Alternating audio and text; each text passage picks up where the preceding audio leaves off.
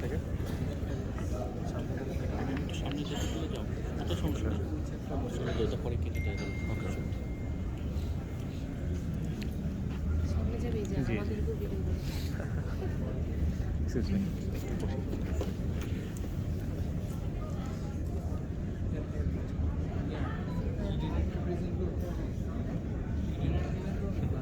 respected panel of experts, my respected teachers, my seniors and juniors, Assalamu alaikum and good evening. Now we have just celebrated the 50th anniversary of our Victory Day. Our country is now 50 years old. We have achieved a lot. We have made the Potter Bridge all by ourselves. It's a great credit for us. We are now one of the developing countries. And as a continuation, we, the colorectal surgeons of Bangladesh, have also achieved a lot. Traditionally, we used to do colorectal surgery, or in this case, the rectal cancers, in the open manner. But now we have mastered the laparoscopic way. We are doing the laparoscopic surgery in every part of Bangladesh nowadays. But we didn't only stop there. We have done it transanally. And then we have incorporated and combined the techniques of both surgeries into the two-team Cma. So, ladies and gentlemen, today my presentation is all about the two-team Cma, the final frontier in colorectal cancer surgery, and our initial experience in Bangladesh. Now, I'm sure we all have a lot of questions. What is two-team Cma? What is Cma? And of course, many of you are asking that what is the picture of the lion doing here? Well, let's go for the lion first. The name of the lion is Cecil, and the first surgeon who did two-team Cma in the world is his name is a great surgeon named Dr. Professor Antonio Lacey, and he's a wildlife activist. And one of the lions in Kenya was illegally murdered, whose name was Cecil. And Dr. Antonio Lacey, in his first operation, he told that this is Cecil approach. That's where the name came from. But actually, it's called two-team Cma. Now, I'm Dr. Asif Al-Masab, registered Barden General Hospital. I have no disclosures. I'm sure everyone in this room knows what TATNE or what TNE or total mesorectal excision means, but we have our juniors here and who has requested me to describe all the parts of the presentation. So I've got them. What is total mesorectal excision? In case of rectal cancer surgery, in order to achieve an oncological clearance, we have to remove the whole of the rectum together with the mesorectum. Must have a positive, must have negative tumor-free margins, and then high ligation of the inferior mesenteric artery. This method has been popularized by another great surgeon named Professor Bill Hill. Now, when do we perform total mesorectal excision? Laparoscopically or through the transabdominal route, as we all know, it's called laparoscopic TNE. And when we do it transanally, it's called transanal TNE. And when we combine both methods, then we call it two-team TNE. I hope now that's clear to everyone. Now, my question is why, and I'm sure everyone around here has the same question, that why we have to go for two-team Cma or TATME? Now, we are all comfortable doing laparoscopic rectal cancer surgeries, but I'm sure we are all doing laparoscopic rectal cancer surgery, and we all have difficulties in dissection of the rectum, especially when we are doing the lower third or the distal third of the rectum. The biggest problem is the visibility. We know visibility matters, especially when we are doing surgery. This is a great picture showing the difference what an open surgeon is to see and what a laparoscopic surgeon sees. As you can see, a laparoscopic surgeon sees a great deal more when we are doing the surgery laparoscopically. And this is one of the biggest trials, the COLA2 trial, which has compared the open surgery with the laparoscopic surgery and has indeed told us that the laparoscopic surgery is better than open surgery. Now, in laparoscopic surgery, what we are doing, if you look at the picture here, the straight instruments, the straight camera, and we know the light travels in a straight line. So the upper two-thirds of the rectum can easily be dissected laparoscopically, but the problem arises when we are doing the distal resection of the rectum, or the distal third of the rectum is dissected, especially in case of obese male. We know male patients have a narrower pelvis, low rectal cancer, advanced cancer, etc.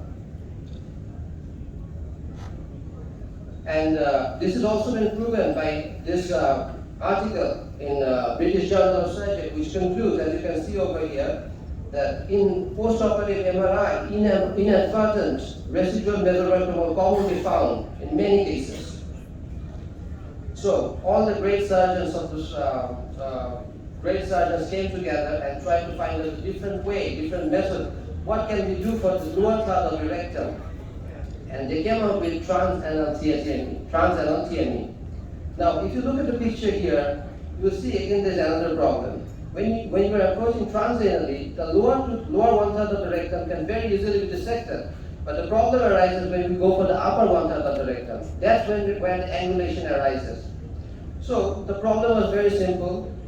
Why don't we do a two-things TME? When one surgeon will do the upper two-thirds of the rectum, and another surgeon will do the lower one-third of the rectum. Now, it doesn't have to be two teams. It can be done by a single surgeon. But when we are doing this surgery, the real advantages can be obtained when two surgeons or two teams are doing the same surgery. What other advantages can we do when we are doing a two-teams TME? Transabdominal stapling. Now, I'm sure we are all doing transabdominal, we are doing laparoscopic surgery, and one of the most difficult parts of laparoscopic low rectal cancer surgery is when we put the stapler. It's very difficult, as you can see from this picture. And many times, because we do it blindly, sometimes the distance can be very low, and sometimes we do not get the oncological clearance, which I've just talked about in my first slide. Why is this thing happening? It's because all the available staplers that we have, as you can see, the bending angle of the staplers are not more than 45 degrees, but the minimum angulation that is necessary to chop the rectum in one stapler should be at least 62 degrees. And as a result, we are using multiple firings. Now, multiple stapling also is associated with anastomotic leak, as you can see from this article, which says that the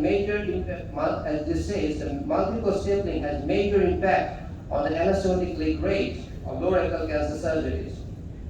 Now, in case of transanal surgery, as you can see, we are dissecting the rectum, or we are resecting the rectum, or we are resecting the lower margins of the rectum under vision. So there is no chance of residual disease, and as because we are not using any stapler, so only a circular stapler is being used. This is a diagrammatic picture which shows how we are doing this. And if you look at the stapling, in the conventional method we use maybe multiple staplers, or even at least two staplers, one linear stapler and one circular stapler. In that case, you'll see the conventional method has two overlapping stapling lines. On the other hand, the transanal TME has only one circular staplers. And transanal surgery has other advantages as well. As because you are not requiring the linear staplers, the cost of the operation also goes down greatly. We know the stapling market worldwide is $1 billion industry. And who is supporting this $1 billion industry? The poor patients of our country. And they have great difficulty in pursuing the expenditure of such expensive operations. Then, another advantage, the time. As we can see from our basic form physics, which we have studied in our matrix and intermediate, time equals distance divided by speed. Now, when two teams are doing the same surgery, the distance is the same, but when two teams are doing it, definitely the time becomes smaller, and which we have found in our own cases as well. There's a problem with my video, so I'll go outside and I'll try to show the video.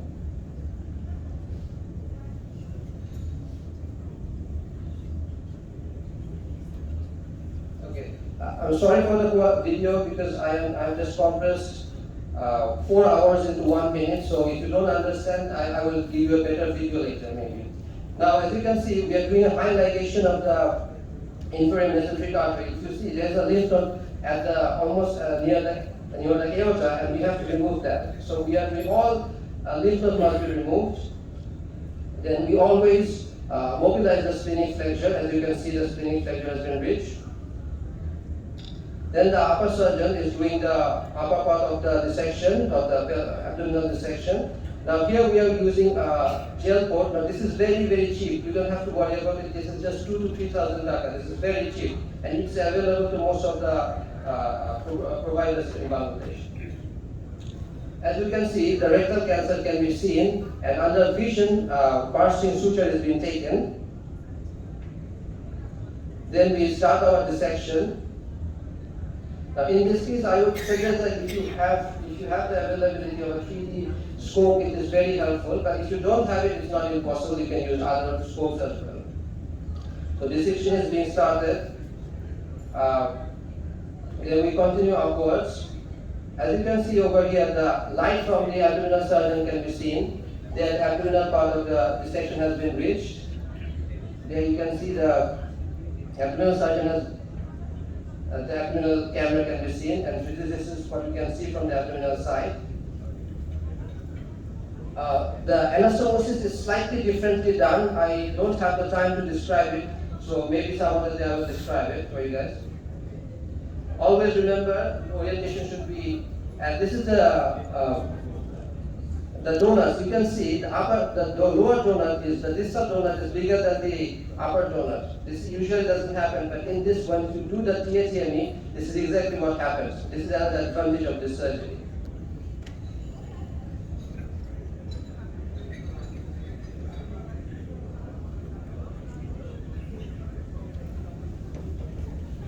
Okay. So we have just a very small series of surgeries we have done. We started this surgery on the March of this year, and since then we have done 17 surgeries. And let me show you what we found. It's a prospective observational study. It's very simple. So we have done 17 patients. Most of them are male patients for obvious reasons. And let me show you what we have found. The first operation we took around 5 hours, and the lowest operative time took around 2.5 hours. Average operating time is 3 hours. Partial anastomotic liver disruption was seen in the 2 patients. We haven't, fortunately, we have no mortalities. And circumferential resection margin was positive in 2 cases, and distal resection margin was positive in 1 case. And no other major complications was seen in 3 months post-operative period. Very interestingly, in all the patients, just a single stapler was used, and that's a circular stapler. And in some patients, no stapler was used, as because intersphincteric resection was done. And another big advantage of this surgery is you don't need an abdominal port to remove the tumor. You can take it out transanally. So of course the limitation of our research was it was a very small number of cases, and we cannot really come to any statistical conclusion after this research. But I'm sure the number, when we get a greater number, at 50 or 60 patients, then we can have a solid information about the outcome of this surgery. Color tree trial. Now let's go what the world is saying. The color tree trial was done recently, and it also says that the TATME has great advantages superior to laparoscopic TME in terms of oncological outcomes in case of mid and low rectal cancers. Worldwide, one of the biggest complications that was seen was urethral injury. Fortunately, we did not have any, but I'm sure if we have a larger trial, we may have urethral injury. And we, in our series, in 3 cases, we lost our weight and we had to convert it. And we understand when the urethral injury can happen. Because when we're doing from the transanally, the urethra becomes very close to the rectum, and there's a big chance of urethral injury. And anastomic disruption was worldwide is around about 15%. In our case, was 12%. So we are not very happy with that, but it's okay. Again, the worldwide overall anastomic failure rate is 15.7%. Our one is better, but again, our number is very low, so that really doesn't signify anything. This is again another research. Because of shortage of time, I will not discuss everything.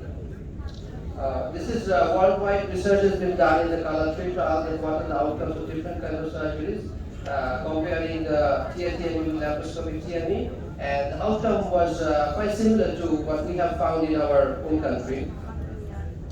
Now, one of the worst things that we found is that anastomotic leak, and you can see that we also had anastomotic leak after this surgery.